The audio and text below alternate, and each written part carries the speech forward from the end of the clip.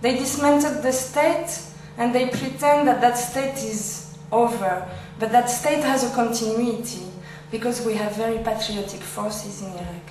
The Iraqi army did not capitulate and did not sign an armistice.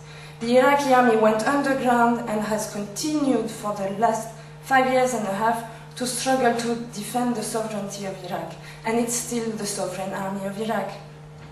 This is the only continuity that we have left, more or less, for the time being, because they dismantled all the ministries, they burnt most of our archive, they destroyed 84% of our education system and facilities. I mean, Iraq as we knew it surely doesn't exist. But Iraq is not dead. Iraq is here and could, if we were supporting their struggle well enough, could start rebuilding, could start standing up very quickly. And there is the will to do it. So legally,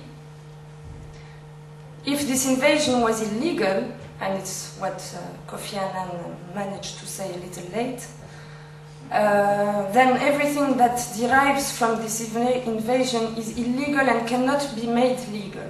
I talk about this, I have to talk about international law because it's on the side of Iraq, first of all. It's not perfect, but it's something that was agreed by humanity collectively. We have a minimum of agreement on some principles to defend the people. If everything that derives from an illegal invasion is illegal, then the elections are illegal, the constitution is illegal, the contracts that they sign are illegal, the parliament is illegal, the agreements that they make with other countries in the name of Iraq are illegal. So what is legal? The only legal thing that there is in Iraq is the resistance of the Iraqi people. They have the legal right to resist by all means.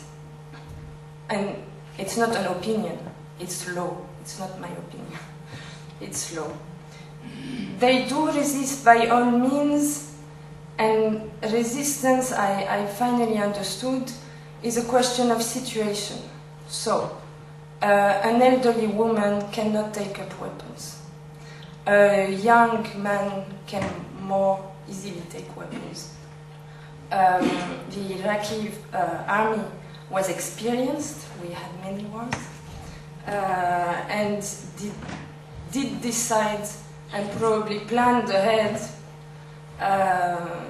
to resist by military means. They can only do so in a sustained manner for the last 6 years with the popular support. They have been totally criminalized. Anyone who worked as a civil servant in Iraq before 2003 is considered a criminal, whereas 50% of the population was employed by the state.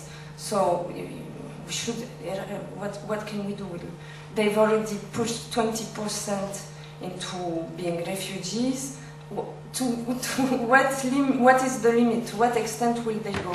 These people, they are in solidarity with the people who took the weapons. They must hide them, they must feed them. I don't know, I don't have precise information on how they carry the fight, but surely they could, these poorly armed, because the Iraqi army was disarmed before the Americans invaded. So with their little weapons, they managed to put in trouble the biggest military power that humanity has ever known. So I'm sure that they must get some help. Of course, they are heroes, but they must get some help. So you understand that the population is itself in the resistance. It's not as if there is an armed struggle and it's outside from the population. It's just the society itself is in resistance.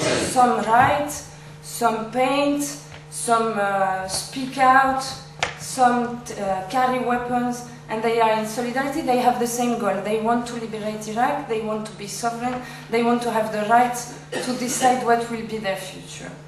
It is a right to support a resistance movement. It is, any state has the right to declare that he recognizes the Iraqi resistance as the legitimate representative of the Iraqi people. The states have the right. They cannot be criminalized for recognizing the resistance. So I hope one state will start the way so that we end this tragedy. It is a trauma. It is a trauma for everybody because they have invented levels of violence that are unseen. The torture that is taking place in Iraq is unbelievable. For the Brussels Tribunal, I document this thing and I became mad. They drill, they use drillers. It's unbelievable what Iraqis have been subjected to. What we don't understand is who is who. And in fact, for this, I think we have to look at previous wars that were carried by the Americans and look at the situation on the ground. But basically, there are different kinds of violence. There is a group that Iraqis call the resistance, Muqawimi in Arabic, who attack occupying forces.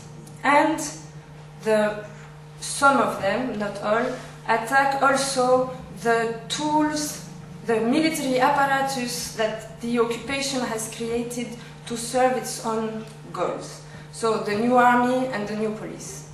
Then the occupation also has supports political forces who are in the government and in the parliament who have their own militias. And they are the ones who are sectarian. It's the occupation that is sectarian and its militias are doing the sectarian killing. The resistance is the people who have refused sectarianism in Iraq. So then you have 158,000, I think, mercenaries. So they are private contractors who have complete impunity. They don't belong to any.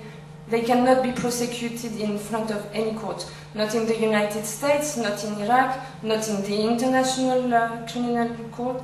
And they kill at will, and they carry what we call black operations. So for this, to understand black operations, we have to look at Latin America in the 80s. And we have to know that the man who organized the counterinsurgency in all these Latin American countries is called John Negroponte, and he is now in charge in Iraq. So just look at his history, look at which kind of paramilitary organizations he built in the 80s, and you will understand that the same is happening on the ground in Iraq. So then let's also be a little logical. The resistance has no interest in killing the people that she needs to operate.